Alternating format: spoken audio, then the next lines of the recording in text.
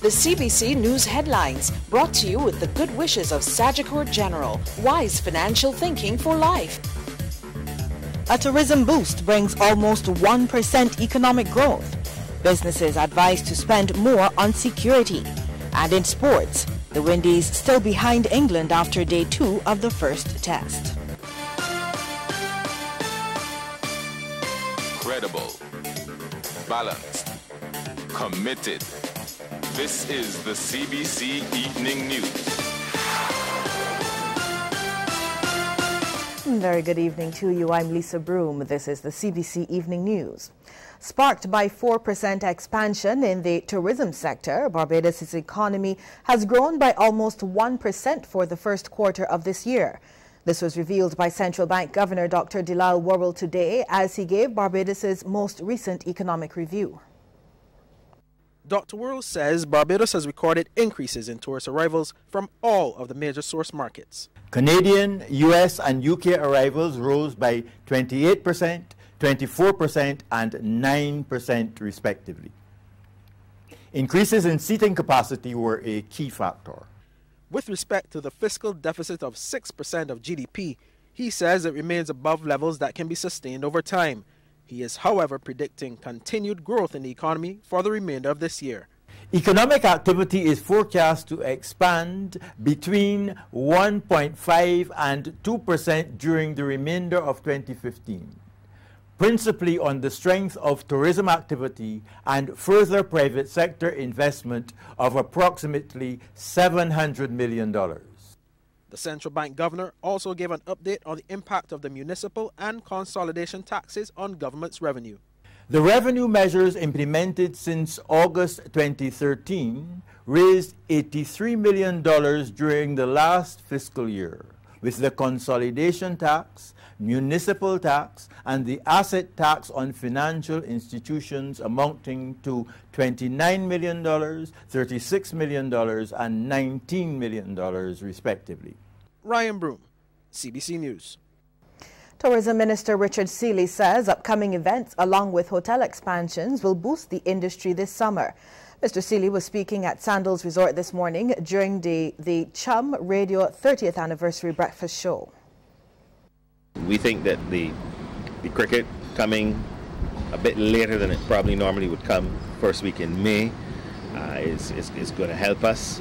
And we also think that the initiatives from Sandals and other hotels, the Ammon property in St. Peter that's actually expanding, adding another 68 rooms, that will help us with the family business going into the summer. The minister is satisfied so far. The forward bookings from Canada are actually quite strong going into summer, but we have obviously some more work to do with our other source markets, but we're satisfied. Brilliant Barbados campaign and other initiatives that we should be able to carry this forward, and of course take that into winter 2015, which is also shaping up to be extremely strong. The Barbados Union of Teachers has told government not to use the current economic crisis as an excuse to deny workers their rights. BUT President Pedro Shepherd highlighted the rights to employment, to associate, to bargain, along with rights to a safe and healthy environment and a decent standard of living during the union's 41st Annual General Conference. We hear more from Kishmar Singist. The night started with the BUT boss providing updates on several matters, including those at the Parkinson and Alma Parish Secondary Schools along with Grisette's Primary. Some of these, he says, are still not fully settled. Appointments and relations between the BUT and the Ministry of Education were also raised. Mr. Shepherd suggested their efforts to improve conditions of employment for teachers are being hampered by the lack of a collective bargaining document. Where is it today? No one knows. It is intended to bring together in a simple single document all the terms and conditions of employment for teachers and contain a collection of agreed policies and procedures for the advancement of the profession. It spoke to areas such as qualifications, appointments, hiring and firing of teachers, leave, rights and responsibilities of employees and employers. But to date, government has not seen it fit to approve it. CITUSAB, the Congress of Trade Unions and Staff Associations of Barbados, was called on by the BOT to get government back at the negotiating table. Teachers have not had an increase in salary since 2009, and we heard earlier civil service generally has not had an increase. And every day prices are skyrocketing, and our purchasing power further and further eroding. We too buy gas, pay electricity bills, and pay every single tax. Kishma Senjis, CBC News. Businesses across Barbados are being asked to invest more money in proper security measures for their establishments. The advice is coming from Chairman of the Caribbean Association of Security Professionals, the Barbados chapter, Oral Reid. His comments come in response to a recent spate of burglaries at several businesses over the past few months. He was speaking during a media briefing to mark the first anniversary of the association at the Errol Barrow Center for Creative Imagination this morning. Whether that is through the engagement of security officers to provide support for those persons who are employed in the organizations, or whether that is in terms of investing in the appropriate technology. By that I mean CCTV, camera solutions. I am talking about fire alarm systems. I'm talking about panic alarm systems that could give reassurance to persons who are in the front line of receiving cash in organizations and can use those systems to call for assistance. A construction worker is undergoing surgery at the Queen Elizabeth Hospital tonight following a shooting incident earlier today. According to police, the man, who remained unidentified up until news time, was shot in the right side of his neck during an incident at High Park, St. Thomas, around 11 this morning. Police say the man was working in the area when he and a number of other colleagues responded to cries of distress from a female. Reports are that they went to the woman's assistance, but a man who was accompanying her reportedly shot the construction worker in the neck. Police say the injured man was taken to the QEH by private car where he underwent surgery. Well, fire officials quickly brought a blaze at a derelict building under control this afternoon. The fire at an abandoned property at Welch's St. Michael was extinguished within an hour.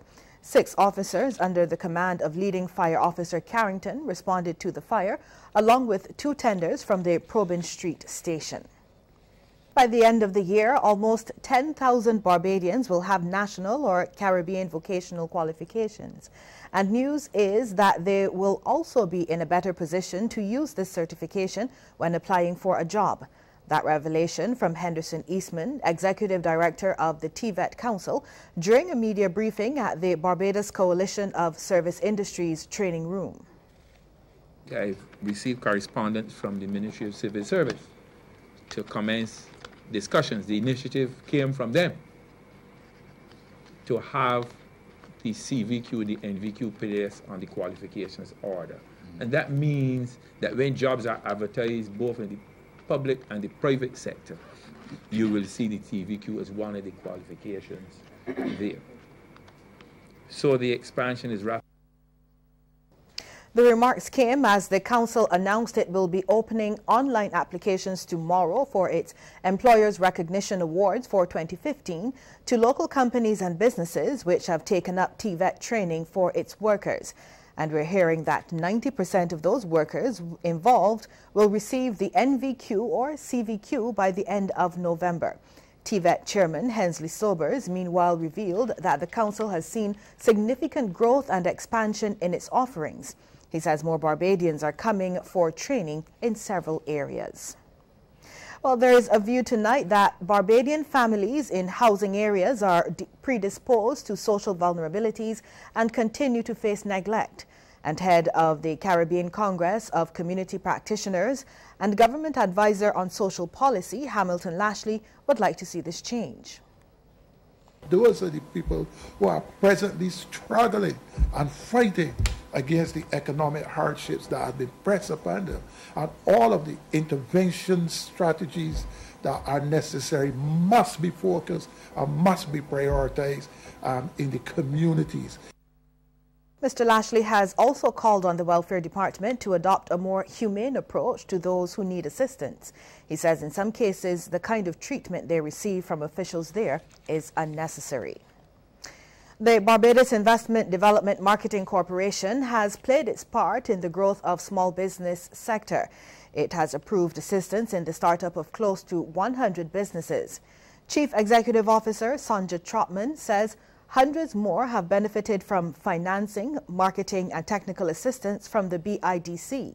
She sees the launch of the Small Business Development Center as yet another tool to put businesses on a growth path. The SBDC network allows for the provision of a better framework for delivering more efficient services with more easily measured results. It should prove more beneficial to the sectors served with the provision of specialized training and business development advice delivered in a more systematic way. The attendant monitoring system in place would also ensure we all keep on track of delivering on expectations, and that is something that is very important to us at the BIDC. Erosion continues to take a toll on several beaches across the island. On the west coast, the problem is particularly bad on Mullins Beach. Lisa Lord visited the popular tourist spot. If you pass Mullins Beach often, it may appear that visitors are sitting closer and closer to the road. And they are. If you want to find out why, just go down to the beach and see the sand, or what's left of it. For some time now, the area has been suffering the effects of beach erosion. Wayne Denny has been a ranger warden for the past 16 years, 5 of which have been spent at Mullins. He says some days the water comes in so much that there is absolutely no beach. You had 4 rows of chairs one time. Sometimes you can only put out one, and then there are times you cannot put out any chairs at all. So it is becoming a major problem. Something has to be done about it. Taxis would pull up, just practically look at the water, because you can't look at the beach if there's no beach. Spend about 2 minutes just inquiring and then moving off. You cannot come out. There's nothing they can do. And the fallout is already being felt by the jet ski and other water sports operators. Speaking to CBC News off camera, the operators say some days they don't get any work because if there is no beach, there is no business. Over at the Whole Town Beach, the situation has reportedly improved significantly. Patsy Jordan has been operating Patsy's Treasures here for more than 35 years. She says before the completion of the boardwalk at the end of 2009, things were very bad. Coming all up here, all up by the post office, the water will come in up there. But I would say it has been quiet down a bit, but it still comes up. And does it affect your business? Yes, it do, because when the water come into the stall, I always have to close shop. According to Ms. Jordan, the major concern at the moment is that there are no washroom facilities. This is supposed to be a historic place where the settlers came in, and there's nothing to show for it other than the monument out front.